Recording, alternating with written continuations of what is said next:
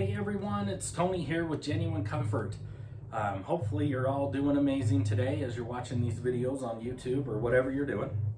Anyway, I like to go through these questions that customers ask me, and I've got this asked a lot with the new laws coming out in 2025, even before then.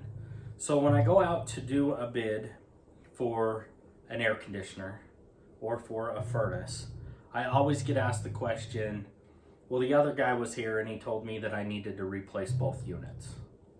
Well, depending on the application, that could be true. If you're wanting to save money and beat the price jumps for next year, that is true.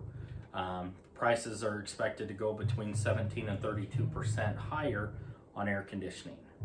However, if none of those apply to you, the answer is no, you do not have to replace your furnace when you buy a new air conditioner, or you don't have to buy a new air conditioner with the purchase of a new furnace. You can run one of those till you have to spend a lot of money for repairs. I realize finances could be tight right now, so don't fall for you have to do both. In most applications, you don't. So I just wanted to let you know. Tony with Genuine Comfort. Thank you so much. Have a wonderful day.